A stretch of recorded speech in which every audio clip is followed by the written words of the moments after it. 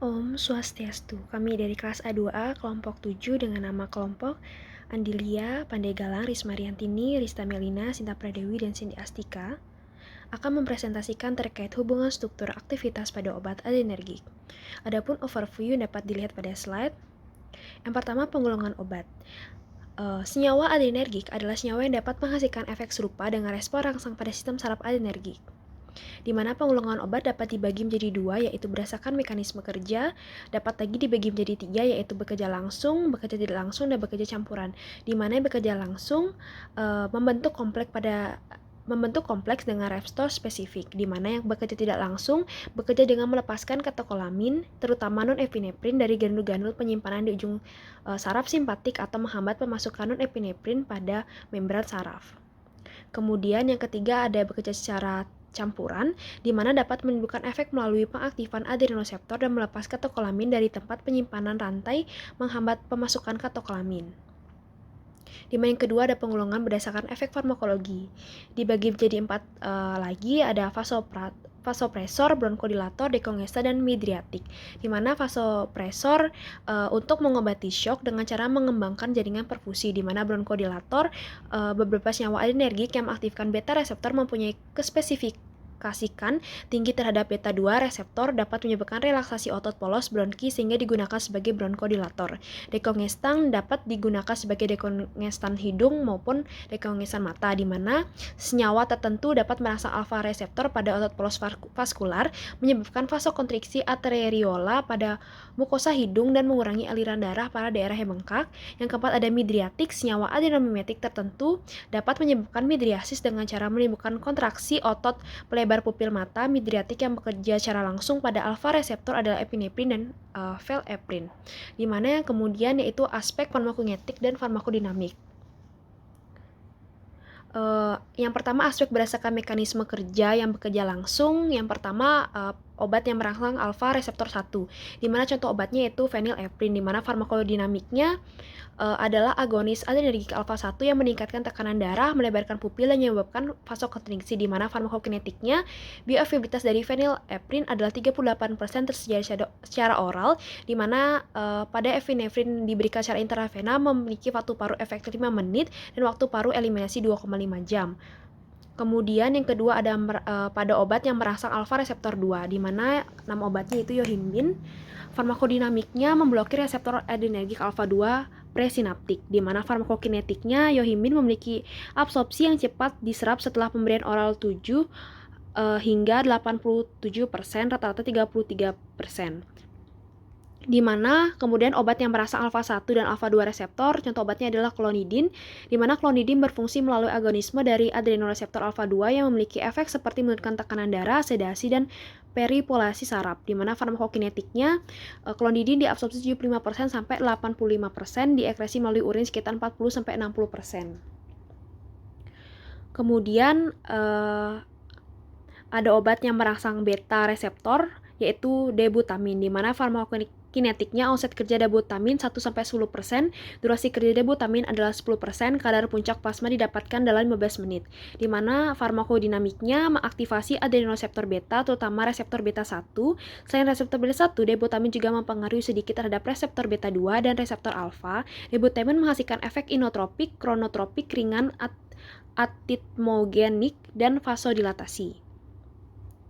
Kemudian ada adrenergik yang bekerja tidak langsung. Salah satu contoh yang dapat saya jelaskan yaitu metamfetamin, di mana farmakodinamiknya metamfetamin adalah stimulasi sistem saraf pusat yang ampuh yang mempengaruhi mekanisme neurokimia yang bertanggung jawab untuk mengatur detak jantung, suhu tubuh, tekanan darah, nafsu makan, perhatian, suasana hati, dan respon yang terkait dengan kondisi kewaspadaan, di mana farmakokinetiknya diserap dari saluran pencernaan dengan konsentrasi metamfetamin puncak terjadi 3,13 hingga 6,3 jam. Di mana yang bekerja secara campuran, salah satu yang dapat saya jelaskan yaitu fenilpropanolamin, di mana farmakodinamiknya bertindak langsung pada alfa dan pada tingkat yang lebih rendah reseptor beta adrenergik di mukosa saluran pernapasan, di mana farmakokinetiknya mengurangi bioavailabilitas sekitar 38% dari saluran pencernaan karena metabolisme lintas pertama oleh monoamin oksida di perut dan di hati, di mana di metabolisme di hati dengan T setengah sekitar 2,1 sampai 3,4 jam. Kemudian aspek berdasarkan efek farmakologisnya, berdasarkan yang pertama obat vasopresan sama seperti sebelumnya, contoh obatnya metaraminol. Kemudian ada contoh obat dari bronkodilator, di mana salah satunya yaitu yang saya jelaskan terbutalin, di mana terbutalin ini adalah bronkodilator beta 2 adrenergik yang relatif selektif yang memiliki sedikit efek atau tidak sama sekali pada reseptor alfa adrenergik, di mana farmakokinetiknya sekitar 30-50% jika diberi secara oral dan diserap dengan baik secara subkutan. Di mana farmakodinamik dan farmakokinetik pada obat dekongestan, salah satu obat yang saya jelaskan yaitu nafazolin, di mana farmakokinetiknya data penyerapan untuk nafazolin jarang, tetapi senyawa imidazol pada dasarnya lemah dan lipofilik dengan ketersediaan hayati yang tinggi dari selama pencernaan onset 10 menit dan durasinya 2-6 jam. Di mana yang terakhir yaitu obat midriatik. Salah satu contohnya yaitu phenylephrine, di mana farmakodinamiknya agonis adrenergik alfa 1 yang meningkatkan tekanan darah, melebarkan pupil dan menyebabkan vasokonstriksi. Di mana farmakokinetiknya dari phenylephrine yaitu absorpsi secara cepat dan sempurna melalui oral. Dan phenylephrine akan dimetabolisme via oral menjadi unjungated micromandelic acid dan diekskresi dari phenylephrine yaitu diekskresi melalui ginjal dengan waktu eliminasi yaitu 48 jam. Kemudian ada hubungan kuantitatif atau kualitatif struktur dengan aktivitas obat, di mana dapat dilihat pada slide, yaitu ini merupakan struktur umumnya, di mana yang pertama struktur induk feniletilamin, yang kedua substituen 3-hidroksifenolat pada cincin, yang ketiga gugus alfa hidroksi alifatik mempunyai stereokimia yang sebidang dengan gugus hidroksifenolat, yang keempat substituen yang kecil dapat dimasukkan dalam atom karbon tanpa mempengaruhi aktivitas agonis, yang kelima atom N paling sedikit mempunyai satu atom hidrogen. Di mana hubungan struktur dan aktivitas senyawa alfa agonis didapatkan bahwa yang pertama pemasukan gugus metil pada atom karbon alfa rangkai feniletilamin akan meningkatkan sensitivitas. Yang kedua, penghilangan gugus 4OH dari cincin aromatik secara drastis meningkatkan selektivitas terhadap alfa 1 reseptor. Yang ketiga, penghilangan gugus 3OH dari cincin aromatik pada banyak kasus dapat meningkatkan selektivitas. Yang keempat, senyawa turunan imidazolin menunjukkan selektivitas yang besar baik terhadap alfa 2 reseptor dan aktivitasnya akan lebih besar bila ada substituen pada posisi 2 dan 3 cincin aromatik. Kemudian HKSA pada adrenomimetik kerja langsung, ini merupakan strukturnya, di mana salah satu contoh yang dapat saya jelaskan yaitu salah satunya yaitu klonidin, di mana merupakan prototipe dari kelas 2 aminozolidin. Obat ini selektif terhadap A2 agonis.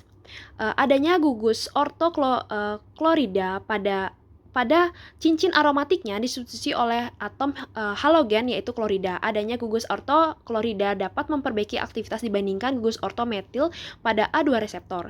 Kehadiran gugus amino membuat cincin imidazolin bagian dari gugus guanidin. Dengan adanya klonidin, pKa basa dari gugus guanidin turun menjadi pKa 8 karena gugus amino secara langsung menyerap cincin ortofenil.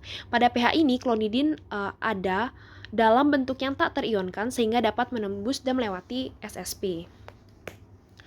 Kemudian yang kerja tidak langsung, ini merupakan struktur umum dari bekerja tidak langsung, di mana yang pertama tidak mempunyai gugus hidroksifenolat pada posisi 3 dan 4. Hal ini karena dapat meningkatkan absorpsi obat pada pemberian secara oral dan meningkatkan absorpsi obat pada pemberian secara oral dan meningkatkan penetrasi obat. Yang kedua, tidak mempunyai gugus beta hidroksi alkohol sehingga obat bersifat kurang polar dan lebih mudah menembus sawar otak dan menunjukkan efek rangsangan sistem saraf pusat lebih besar. Yang ketiga, adanya gugus amina juga penting terutama untuk aktivitas alfa adrenergik karena dalam bentuk kationik dapat memberikan dengan gugus fosfat reseptor yang bersifat anionik.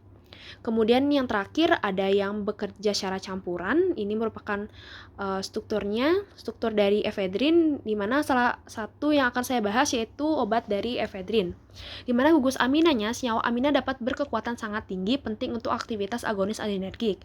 Hidroksifenolnya penggantian gugus OH oleh gugus semacam itu menghilangkan hamper semua kerja farmakologis, atau kalau tidak demikian senyawa yang terbentuk dalam menjadi antagonis. Kemudian rantai sampingnya berupa dua rantai karbon penting untuk aktivitas. Namun ada pengecualian yaitu benzil CH2 yang dekat cincin harus mempunyai konfigurasi mutlak R. Kemudian substituen N, gugus atom yang lebih kecil bersubstitusi menggantikan atom hidrogen pada rantai induk hidrokarbon yang menghasilkan aktivitas alfa, sedangkan lebih besar bersubstansi yang menyebabkan aktivitas beta. Modifikasi molekul. Modifikasi molekul yang pertama, turunan senyawa yang dapat dimodifikasi. Substitusi satu gugus metil pada gugus amin dapat meningkatkan aktivitas N-alkil yang lebih besar dari gugus metil akan menurunkan aktivitas N-metil, dan N-asiklik mempunyai peran penting untuk aktivitas perangsang sistem saraf pusat karena adanya proteksi sterik terhadap gugus amin akan memperlambat inaktivasi oleh enzim monoamin oksida sehingga masa kerja obat menjadi lebih panjang. Kemudian siklikasi pada rantai samping akan menunjukkan efek perangsang sistem saraf pusat tetapi tidak mempengaruhi efek anoreksianya. Ketiga, aktivitas akan maksimal jika jumlah atom C rantai samping sama dengan 2. Yang keempat, modifikasi molekul untuk meningkatkan sifat hidrofil akan menurunkan aktivitas. Adanya gugus hidroksil pada rantai samping akan menurunkan aktivitas, sedang hidroksilik pada cincin aromatik akan menghilangkan aktivitas. Yang kelima, reduksi cincin aromatik atau pergantian cincin aromatik akan menghilangkan aktivitas. Yang keenam, pemasukan gugus penarikan elektrokuat seperti CF3 atau CN pada alfa rantai samping akan menurunkan aktivitas. Modifikasi molekul, salah satu contoh obatnya itu amfetamin. Dapat dilihat di slide, di mana amfetamin terutama digunakan sebagai penurun nafsu makan. Kerangka dasarnya pada modifikasi yang pertama saya akan jelaskan terkait dengan struktur kerangka dasar senyawa kelas katokolamin, di mana yang pertama cincin aromatik dan gugus katekol hidroksil. Yang pertama terdapat dua sisi interaksi pada gugus hidrogen bond donor yang perlu dimodifikasi untuk meningkatkan interaksi dan afinitas reseptor. Yang kedua, dua gugus hidroksi bersifat polar sehingga mengurangi kelarutan lemak dan menyulitkan obat saat menembus membran sel. Yang ketiga, tidak adanya gugus etilamin menghasilkan penetrasi pada sistem saraf pusat yang lebih baik. Senyawa dengan substituen amino yang besar pada gugus 3 dan 5 memberikan selektivitas beta-2 reseptor. Kemudian yang kedua ada terkait dengan atom karbon beta. Penambahan gugus hidroksi di posisi ini cenderung mengurangi kelarutan lemak sehingga akan mengurangi penetrasi obat pada sistem saraf pusat. Kemudian yang ketiga ada atom karbon alfa, di mana setiap penambahan gugus di posisi ini akan menginhibisi aktivitas enzim monoamin oksida yang memiliki satu gugus amina seperti epinefrin dan serotonin dengan cara mengoksidasi gugus monoamin. Di mana yang keempat yaitu gugus amina. Penggantian gugus amina oleh gugus amida metil dapat memberikan selektivitas alfa reseptor. Semakin kecil ukuran gugus, semakin banyak efek alfa. Kemudian kerangka dasar yang akan dijadikan contoh, di mana untuk terkait dengan adrenergik, kami tidak menemukan contoh sehingga masih sangat terbatas sekali. Sehingga kami hanya bisa memberikan contoh terkait salah satu obat dari anti-adrenergik yaitu atenolol. Di mana ini merupakan struktur sebelum dimodifikasi dan ini setelah dimodifikasi. Yang pertama, farmakokinetik sebelum dimodifikasi. Sekitar 50% dari dosis oral berhasil lolos hingga sistem pencernaan lambung dan diserap oleh usus untuk masuk ke peredaran darah. Sisanya sebagian besar diekresi tanpa mengubah struktur melalui ekresi tinja, sedangkan sebagian kecil lain terdegradasi oleh sistem pencernaan sebelum masuk ke usus. Yang kedua, farmakokinetik setelah dimodifikasi, dia akan berubah, menghilangkan gugus hidroksil, akan mengurangi kepolaran dan meningkatkan kelarutan dalam lemak sehingga menaikkan kemampuan obat menembus membran sel. Kemudian, penambahan gugus metil juga akan menaikkan sifat hidrofobik obat untuk menyeimbangi efek hidrofil akibat penambahan gugus asam karboksilat. Yang ketiga, farmakodinamiknya setelah dimodifikasi akan berubah menjadi penambahan gugus asam karboksilat akan meningkatkan aktivitas agonis dan menambah interaksi ionik saat terjadi deprotonasi. Sekian presentasi yang dapat disampaikan oleh kelompok 7. Maaf bila ada salah kata, saya tutup dengan Parama Santi. Om Santi Santi Santi Om. Terima kasih.